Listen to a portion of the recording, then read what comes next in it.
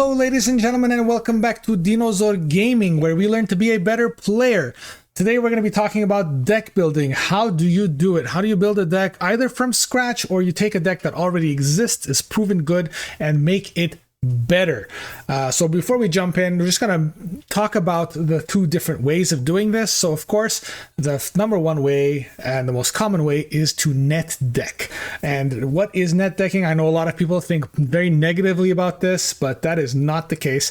If you are a player who doesn't really know yet how to build a good deck, or if you're about to play a deck type, a leader, or an archetype that you've never played before, the first thing you should be doing is net decking. You should be seeing what the other good decks are, what makes them good, to get an idea of how to make your own deck. And of course, the other way is to build it all yourself from scratch. But either way, no matter how you look at it, building the deck is only the first part of actually building a deck. I know that sounds ridiculous, but hang in there with me and let's go ahead and jump right in. So we're going to be talking about the art of deck building. And honestly, there's going to be a few steps to this. As we mentioned, the first step is going to be build the deck. If you are planning on taking a deck that already exists, maybe you're looking at some of the most competitive deck lists that are already available on Melee or Sue Competitive Hub or anything of the sort, or maybe there's somebody at your locals who has an amazing deck. Take that deck, skip this first step, but we're going to go on to the next one. Is going to be test the deck. Now, of course, before we move on to that, for number one, we're going to be talking about how you can build your deck from scratch with whatever your leader you want and make it extremely competitive. I know a lot of people at the moment think that there's only a handful of decks that can compete at the top of the meta, but that is not the case. Best example being, if you look at some of the recent planetary qualifiers in the top 8, you will see all sorts of decks that do extremely well. And even myself, I took my homebrew deck down to a planetary qualifier this past weekend that had 100 players, and I came in third, almost took it home, but there were some amazing players there and they deserved the win. But that just goes to show that sometimes you don't need to follow the pack. You can make your own and make it all the way to the top. Now, of course, number two is going to be test the deck. This sounds obvious, this sounds silly, but this is a step that a lot of people skip. Yes, taking the best deck is important, but if you don't test it, if you don't see how it's running, both in your hands and into the field, you're going to make a lot of basic mistakes, both in terms of card selection, in terms of choosing what to side in, what to side out, but also just not knowing the proper play lines versus every other deck. And you'll only learn this by testing. Of course, we have modify and tech. Even the best of decks evolve non-stop. If you look at the top decks, yes, there might always be the same leaders, but all the lists are just a little different. And the difference that a couple of cards can make, especially tech cards that are essentially silver bullets, cards that can just instantly win you a matchup, is huge. So knowing how to modify your deck for your local scene, for your planetary qualifier, or hell, even for galactic, it makes a huge difference. And of course, last step is practice, practice, practice. The same deck in the hands of an amateur or somebody who has played it for 2,000 games is not the same deck. You need to know your deck inside and out. You need to know your deck's matchups inside and out, so that you no longer think about what to do and play your opponent instead of playing your own deck. Okay, so let's go ahead and check out the first step, which is building the deck. So this is assuming you're not actually going to take a deck that already exists, and instead you want to make your own. So the first thing you're going to have to do is obviously choose your leader, base, style. Fairly straightforward. We're going to go a bit more into detail on what style means. We're going to be adding the relevant staples. Every color has some kind of staples or cards that are pretty much auto includes for your given archetype. We're going to be adding the synergies that make the core of the deck and the reason why you chose that leader in particular. We're going to be shoring up the weaknesses, trying to see what it is that our deck normally would be weak against, and just making sure that we already have pre-built answers to those. We're going to be planning for reach and anti-reach.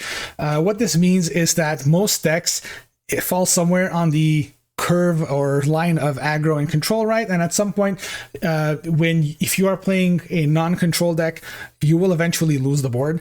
And what is your plan for when that happens? You don't just be like, oh, well, I lost the board, that's it, game over. You need some kind of way to get that little extra inch that you're missing. And of course, the same goes the other way around. If you are a deck that wants to control the board, you need some kind of anti-reach. You need a way to handle the case where you've already won back the board, but you only have like 3 damage left on your base. What do? Generally speaking, the answer to that would be healing or sentinels. And of course, last thing we're going to do is fix up the curve, trim the fat, essentially polish the deck, make it work as efficiently as possible. Like we said earlier, sometimes taking out one card could make a huge difference in a deck. So let's go ahead and jump in, and we're going to be using an example here throughout the entire video of a deck. And so we're going to be taking a look at my process of how I built my current deck and took it all the way to top 4 in the last PQ. And the leader we're going to be talking about is going to be Grand Moff Tarkin. So I am a big fan of Tarkin. I wanted to build a deck around this. So the first thing we're going to do is trying to decide what kind of base I want to use with this. What color do I want? So personally, I am much more of a mid-range player, so I decided to go with red. Now, you could have gone with any color and honestly made a very competitive deck either way. So having decided red, the next step is obviously choosing which base to use. We have the basic 30 health bases, or we have Tarkin Town. Having tested with both, they all have their advantages. So in this case, it is not necessarily a matter of preference, but more of like, what do you think you need in the meta? Tarkin Town helping you against other mid-range decks, especially against stuff like Han 2, whereas that extra 5 health makes a huge difference when you are up against aggro or whether it's like Sabine or Vader or anything like that. That extra 5 health sometimes could be the difference between losing or winning. So in this situation, you go with whatever you think. You'll test and you'll modify. Don't be afraid to switch it out. This is not a final decision. Now, the last thing we're going to be talking about is style. And what do we mean by style? Well, it's about like, what is your goal? What are you trying to accomplish with your deck?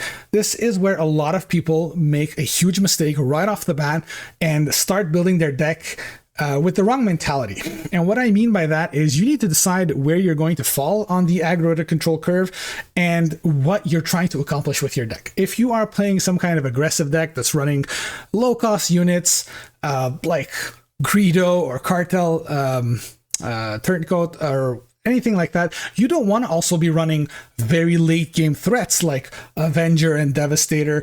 It doesn't make any sense. You want your deck to be refined, to have one goal in mind and focus in on that goal and make sure that every single card in your deck is helping you achieve that one specific goal. In our case, that one specific goal would be, since we are mid-range and a bit more towards the aggressive side, since we are playing red, I want to build a deck that controls very early on. The first 2 to 3 turns wants to be winning the board, and then I want to go all out and hit the base, right? So I want cards that are efficient early and have a lot of reach late. So all that said, let's go ahead and check out the next step, which is going to be adding the relevant staples. Now, because we decided that we want something a bit more mid-rangey, we want the good value cards that essentially is going to make it so my opponent can't deal with my stuff one for one. And so the obvious choices in this situation are going to be Darth Vader, very important staple for command villainy. Very self-explanatory, usually comes in, kills something, brings a second body. So that's already a 1 for 0. If they deal with it with a card, you're already up in card advantage. Overwhelming Barrage, very similar, a card that is able to clear out multiple cards by itself and leave your board stronger. Fantastic staple, we put it in there. Ruthless Raider, I don't think there's going to be much in terms of red villainy decks that don't run this. Just a solid card outright. Doesn't die to Takedown or Fell the Dragon. It does have a new weakness now with No Glory, but it is still a good staple. And on top of that, it is Imperial. It works fantastic with the leader we've chosen. We're putting this in there. And finally, of course, we are playing Command Villainy, so having the package of ramp, pretty important. Super Laser Tech, Resupply. This is the base of what we're starting with. Now, that doesn't mean that these cards are staying in. This is just the first few cards that we're putting in there. Next, we look at adding synergy. So in this case, if you are playing, for example, the new Force cards, if you're playing a Force deck, this is where you would do a quick search on SWDB or anything of the sort to find all Force cards, all Jedi cards, and add them in. In our case, we're going to be doing a search on Imperials, and we're going to be adding in the ones that we think fit our playstyle. Now that means we're not going for a late game control, so even if some good late cards like the Devastator is an Imperial, that's not something we're going to be looking to add. So there's a bunch. First of all, anything that actually directly talks about Imperial, we have Veers, Grand Moff Tarkin, they work excellent with that, but also anything that had the Imperial tag. We're not going to go over these one by one, but just to show that this is more or less what we looked at when we were thinking of what to add in terms of synergy. This kind of makes the core of the deck. Now that that's in place, next step is going to be shore up the weaknesses. So this is where you need a little bit of game knowledge or just some experience. If you don't be afraid to ask around. Essentially, you need to think about what your aspects are. In our case, it's command, aggression, villainy. What does that color not do well? And the answer to that is, generally speaking, there's very little healing. So pretty weak against aggressive decks. And yes, you are aggressive yourself, but there's a good chance that you can't deal with stuff like Sabine or Kylo Ren that's generally faster than you. And another key weakness is direct removal. You don't have any ways to deal with big units, especially if they come in early. So if your opponent, for example, plays a turn 1 ship and then turn 2 puts a Chewbacca on it, generally speaking, you don't have an answer to get rid of that ship easily, when usually that's the weakness of a pilot. So we're going to add in some cards that can preemptively fight back against that. The obvious one being Disabling Fang Fighter, because as we mentioned, Chewbacca, but there's a lot of other ones too. Upgrades are prevalent in a lot of decks, and whether that's defensive upgrades or offensive upgrades, like you can remove an Entrenched if you need it, it can remove a Frozen and Carbonite, but most often it's used to take off that pilot that's just going to win the game for them. Of course, in the same vein, we're going to add Traitorous. Pretty much the same reason. I think this deck's biggest weaknesses is going to be a overbuffed unit, because we don't have a takedown or a Fell the Dragon or waylay or anything of the sort. We need some kind of way to deal with someone who's going to make a giant Millennium Falcon, which, believe it or not, is not that uncommon. And finally, as we mentioned, aggressive decks are pretty strong against us, and so the main methods to deal with an aggressive deck is either Sentinels healing or to just be faster than them. And unfortunately, in our colors, we don't have much access to healing and Sentinels, so we're opting for a more aggressive approach, especially if we're talking about playing against Kylo Ren or Sabine. Putting a Darth Vader pilot yourself puts them in the same problem, because Sabine is also yellow-red, so we know that that is a weakness of theirs. So these are just our preliminary guesses, and then by testing the deck, we'll find other weaknesses, but this is just the few of the countermeasures we're putting in right off the bat. Next up, we're going to plan for reach and anti-reach. So as we mentioned, we're trying to go for a more aggressive style, but slower aggression, right? So we're going to be building a deck where in the first 5 to 6 turns, I am winning the board, and then at some point I will lose out on it. And that is just the reality of it. You cannot have a deck that is both amazing early and late. If I'm building a deck to be just a bit slower than Sabine, it's good to help fight off against that aggro. But if I'm fighting then against Akira, which is one of the decks you'll be seeing a lot, there's no way I'll be able to compete with Avengers and Devastators and Reinforcement Walkers. So at some point you need to be like, okay, that's enough. I can no longer fight the board. I need to hit the base. And luckily for us, there are a lot of cards in the game accessible for that, and quite a few in our colors. So first up, of course, Ruthless Raider. As we mentioned, it's already in there. Still worth mentioning. It's fantastic reach. Generally speaking, it'll deal 4 damage to your opponent's base and to an enemy unit, which sometimes helps win back the board. We have the new Devastator. Luckily, it is an Imperial as well. Works pretty well. Although very often you'll not use Tarkin's ability on this. Putting all your eggs in one basket is pretty dangerous. But on play, being able to deal 4 indirect damage is pretty crucial. If you think about a long, drawn-out game versus a control deck, it is not going to be unlikely for you to reach 9-10 resources and potentially drop 2 Devastators, a couple of Ruthless Raiders. If you just drop 2 Devastators, 1 Ruthless Raider, that's 10 direct damage to their base. And considering the sheer lack of healing in this game outside of heroism, vigilance, that damage tends to stick. So even if they are able to win back the board, dealing 10 out of hand over a couple of turns can win you the game.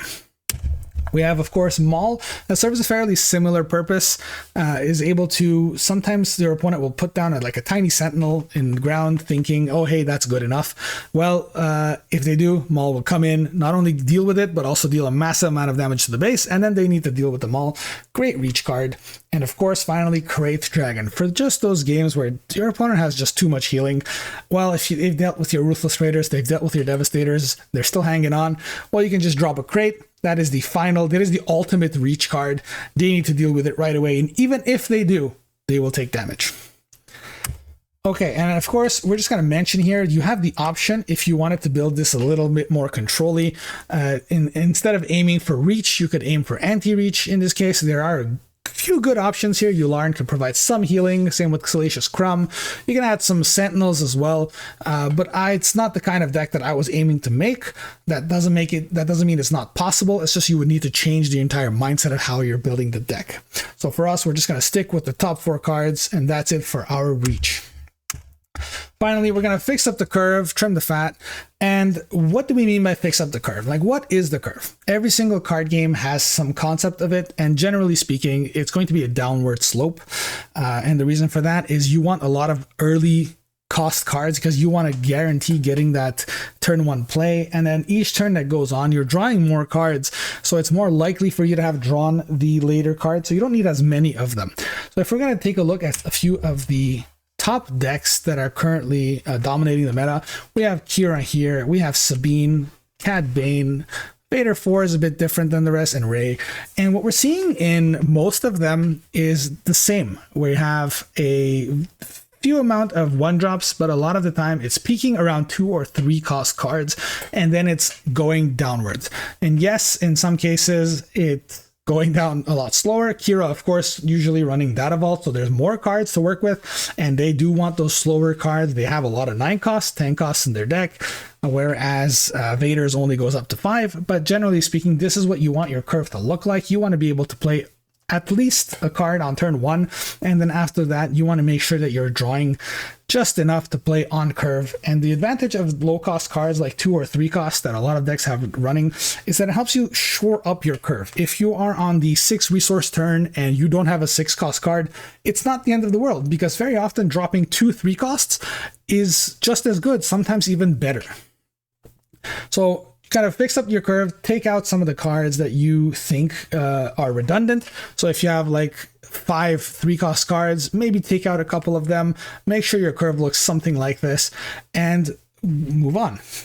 So this is what our initial deck looked like, right? We took a look, we're like, hey, these are the cards that we think we're going to be running. Okay, we built this, and we're going to go into the next step, which is going to be testing the deck. Now, if you are if you're taking a deck that already exists, if you are net decking, this is where you want to be skipping to. Now, this is still a very important part. So you want to be, of course, verifying that your starting hand quality is good. And what you mean by that is that you want to draw 10, 20 starting hands, maybe even more if you can, if you want to use some kind of hypergeometric calculator to verify that you have enough good quality early cards. And that doesn't only mean turn 1 plays. You don't want to just have a 2 cost and then everything else be 7 costs. You want a decent curve every time you're drawing.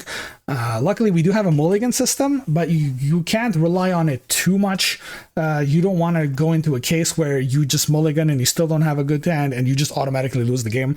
So if you notice that after drawing 30, 40 hands, you're just not getting the good quality hand, maybe you need to revisit your low drops. Of course, second step is to learn to play your deck. This applies to both building your own deck or taking something that already exists. You need to first learn how to play it yourself. By that, you mean you need to learn the basics. You need to learn what cards combo with each other, when to use which cards, and you can do this in multiple ways. Of course, the very basic way is to play against some kind of AI. There are a few tools out there that let you do that. It's not going to pose much of a challenge to you, but that's okay. You're not trying to win the game. You're trying to understand how your cards are interacting with each other. And the second, and I believe believe the best way of doing this is to take your deck over to a friend's house or to a locals. Highly encourage locals. If you can find a local game store, usually your players are very friendly and would love to play with you, and just test out your deck. See what's working, what isn't. Try to get advice from them if you're losing, or try to see what it is that made you win the game if you did, and just understand how it works. And of course, after that, you need to test against the best decks.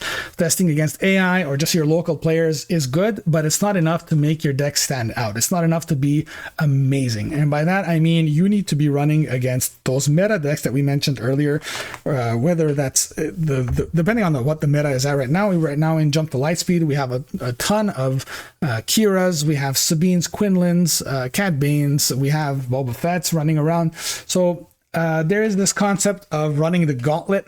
I don't think that's necessary just yet. You could probably save that for when you think you have perfected the deck, but it is still a decent thing to try. And what the gauntlet is essentially running a few games against each of the decks back to back and trying to see if you can match against all of them. Now, if you have somehow magically made the deck that can beat all of the top decks, then congratulations. There's nothing left for me to teach you. But generally speaking, you won't, because there is no one deck that just beats all of them. But you want your deck to have a good chance against all of them. You don't want to find yourself in a situation where your deck just doesn't stand a chance against heavy control. Because believe it or not, that is something that happens. There are some matchups that are borderline unwinnable, and that's not necessarily something I'm saying about the balance of the game, but rather it could be that the deck that you have built just doesn't have the tools it needs to beat a certain deck. It could be that you forgot to make any kind of defense in space, and the Vader decks are just running all over you. So this is something that you need to test against and worry about.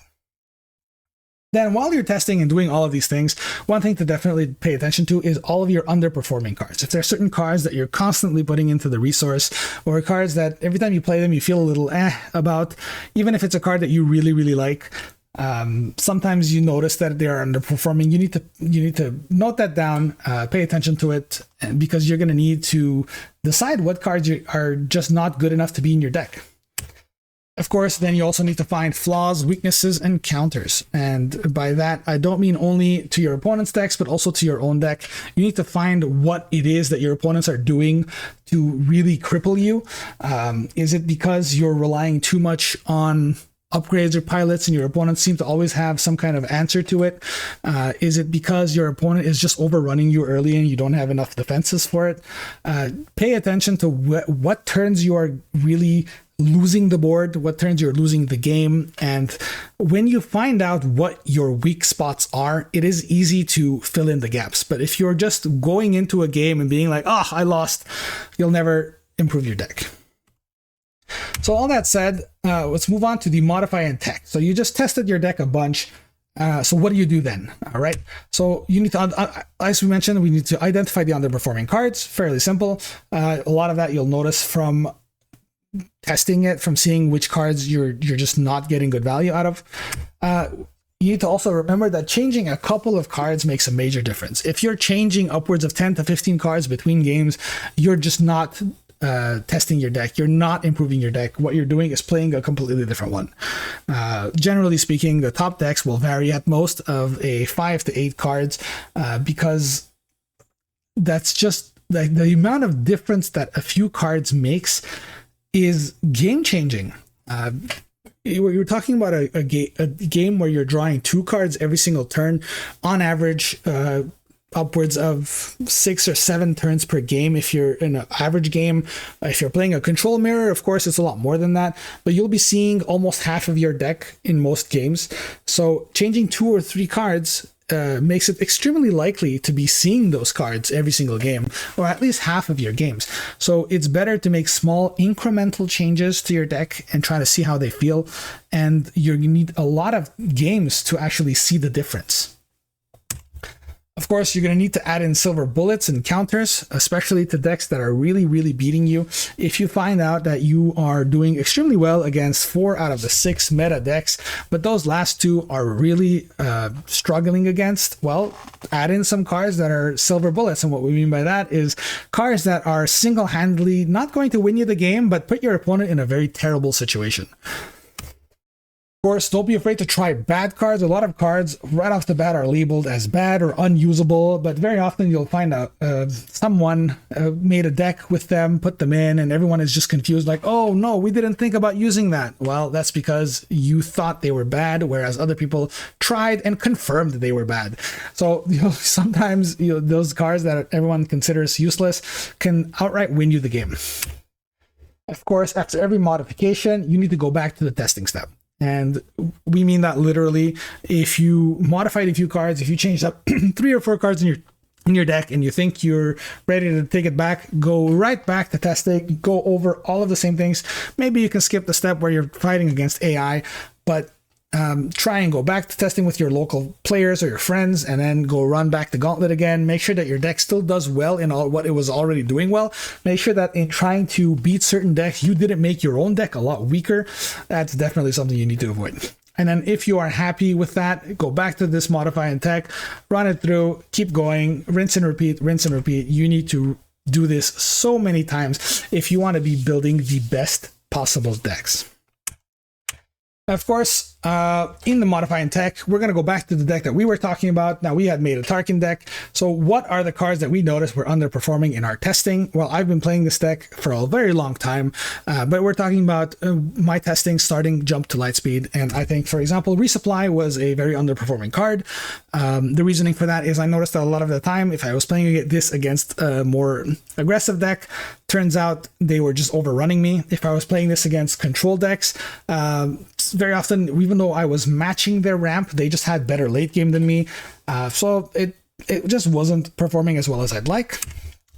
Wingman Victor 2, there's not much to say. It's just a card that I had put in there. I noticed that I was getting not too much value out of it. 3-2 on turn 1 is pretty good, but with a lot of things like Death Troopers or Daring Raids, it was just too easy to get rid of. Outland TIE Vanguard, just another example of a card that in theory sounded great. It has perfect synergy with a lot of our low-cost cards. It is an Imperial.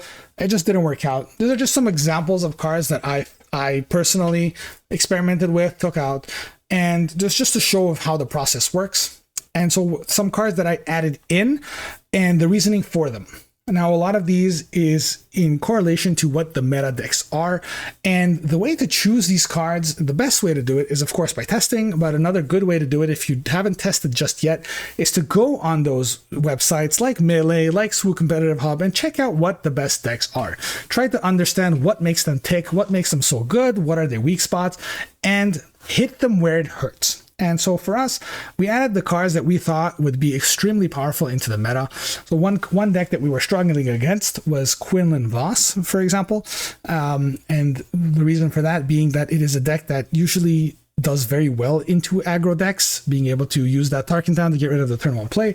But one thing that Quinlan and, of course, other yellow heroism decks like Han have a lot of is smuggle, and luckily for us we have scanning officer. Scanning officer is not only an Imperial, but she also gets rid of resources with smuggle, and when half of their deck has smuggle, for example for Han, this card can single-handedly win games. And honestly, it did. I played a lot of Han this past weekend, and every time they would put on their first turn a card down, if you play a scanning officer, if you hit just one smuggle, their turn is done. Next up, of course, we have Cham Syndulla. We spoke about resupply earlier, and while resupply almost made the cut, we noticed that the only time we actually want the ramp is against other ramp decks. So what better way to ramp and catch up while also putting down a pretty sizable body? Cham Syndulla made the cut, put it into testing. It immediately paid for itself. Fantastic card. Bombing Run, we noticed that something that we were weak against is space. And for that, I mean that Imperial cards, while they are pretty good in the mid to late game on the ground, they're pretty lacking in space. There's a few good ones early on, but Vader usually tends to spam out the board. And from my experience, as soon as they have 2 or 3 ships, I could no longer compete in space. So the best way to have dealt with that was Bombing Run. Put that into the side deck, and it won me so many games, and That's all. Of course, in the same vein, Prototype Tie Advance, a card that was outright considered maybe not bad, but like it saw no play whatsoever anywhere else. Anybody who saw me play this said, "What are you doing?" Well, this card won me a lot of games. That is a stat line that, while average for a 3 cost, isn't often seen in space. It kills off all of those 2/3s in space that everyone has. And on top of that, if it's not dealt with, it's a fantastic body for my overwhelming barrage. I put it in there and it changed the game for me. And in the same vein, Kylo's TIE Silencer. It is not an Imperial card, but it is fantastic turn 1. Once again, dealing with all those 3/2s in space helps me fight off against anyone else who's trying to be aggressive in space, which we've noticed is a very weak point for our deck. And on top of that, it has the added benefit where if you're playing against a discard deck, you get to discard it and play it anyways. And in the same vein, we're going to talk a bit about the cards that I thought almost made the cut. It's interesting to note this because this doesn't mean that these cards are bad. It's just that for you, they didn't work out as well as they should have, or maybe based on the current meta, they didn't. If the meta changes a little bit, or for another player, these cards might have made the cut. Grand Moff Tarkin being a fantastic one. I took it out initially, but in earlier metas in set 1 and 2, I think he was a key star. And in set 5, I think he's going to go right back into the deck anytime the meta slows down just a little bit. We've already seen that Mothma is seeing a lot of play in Ray decks, so Grand Moff Tarkin fills a pretty similar role, being able to replenish your hand. It also has the advantage of being very good against discard decks, adding 2 extra cards to your hand. We have Piercing Shot that almost made the cut. I played with it for almost a month before taking it out, and the reason being that in this color combination, we don't have a lot of good ways of dealing with shielded units, and with the rise of things like Gar Saxon Yellow, this was a concern of mine. Although I've made the judgment call that I probably will not be seeing a lot of Gar Saxon going to the PQ, so I was comfortable taking this out, but it was a good consideration. Of course, in the same vein, we have Planetary Bombardment that actually helped me close out game against slower control decks. But through my testing, it turns out I didn't really need it. I had enough reach already in the deck. And Bounty Hunter's Quarry was one that almost made the cut as well. Being a 1 cost that lets you search out a 3 cost generally is good value. And honestly, not a bad card. In another world, in another life, this would have made the cut.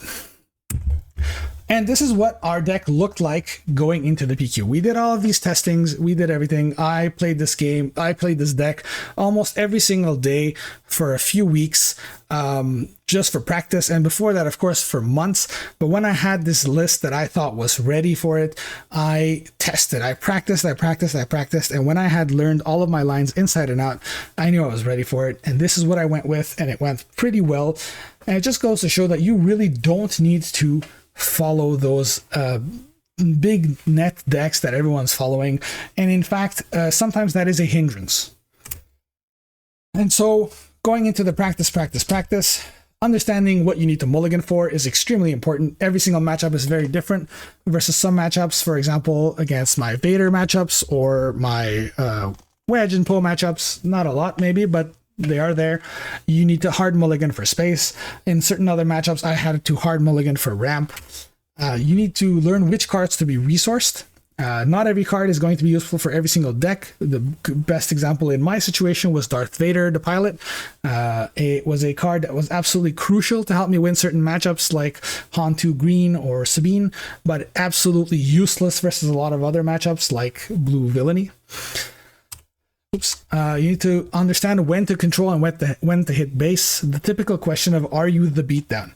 And the thing is that when you're building your own deck, when you have your own homebrew, this is easy for you to answer, but extremely hard for your opponent to answer. And that can sometimes outright win you the game. If you, for example, I flipped up Tarkin Red, my opponent doesn't know what to play against. They think it might be an extremely aggressive deck. They think they don't need those late game threats, so maybe they'll just resource their big cards early on, and then when they get to the late game, they'll no longer have access to them because they misread my deck. You need to make sure you do not misread your opponent's deck. Very important to look at what kind of curve you think that they are playing, and if they are playing a deck that's pretty common, that's easy to know. So understanding when to fight for the board and when to be like, nah, they're probably going to trade into my unit anyway, so I might as well hit the base and get the damage. Next up, of course, memorizing playlines and outs to every board state imaginable. This sounds daunting, and believe it or not, it's not that bad. if you've played your deck for a long time, if you've played it for a month, and a month might sound like a long time to be playing the same deck, but if you are going and playing at your local league or your local store, that's just 1 day a week that you're going, maybe sometimes 2 days a week that you're going and testing out the deck. Sometimes if you want to play at home as well, you can use online simulators, you can invite some friends over. Just constantly playing it and seeing every kind of board state that happens and understanding when to use what card only comes from tons and tons of practice. This is not something that you can teach someone. This is not something that you can just read up on. This is only through hours of experience. And then, of course, the strongest element is the element of surprise. Cheesy, I know, but believe it or not, it is true. All of these decks that are winning tournaments, that are winning the really big, good ones, are always something that are slightly out of the norm. Yes, of course, that we now know that Kira Data Vault is extremely good, but the person who first ran it and won a tournament probably had the element of surprise. Nobody knew about it. In the same vein, if you look at, for example, who won one of the first, was it a sectional regional? I don't remember. In Lille was a Sabine on Data Vault. That is something that nobody expected, right? And if you even go back to set 1 of the game, when everybody thought the meta was pretty much solved, everyone was running Boba Fett, out of nowhere, somebody brought in a Darth Vader blue deck and took it all. And guess what? Right after that, everybody started copying his deck. So everybody then considers Darth Vader Blue a meta deck. But he is the one who made it meta because he built that from scratch and he had the element of surprise. After that, that deck started dying down because everybody started understanding how to play against it, what the deck does, what it's weak against. But when your opponent doesn't know your deck, they cannot play around you. They cannot know what you're about to do. And anytime you don't know what your opponent is going to do, you're on the back foot. All that said, guys, honestly, that's it. This is a grueling process, but a very fun one. And this is honestly half of the game is building your deck. Playing it is only the other half. Being a good pilot is very important, but being a good deck builder is sometimes the difference between placing first or placing 10th. And honestly, I hope you guys enjoyed this video. If you have any thoughts or any feedback, please feel free to let me know. If you liked what you saw, please consider subscribing and liking. It'll help me out very much. And if there's any other content that you guys would love to see, please let me know. It would be my pleasure. And on that note, thank you very much, and I will see you guys next time.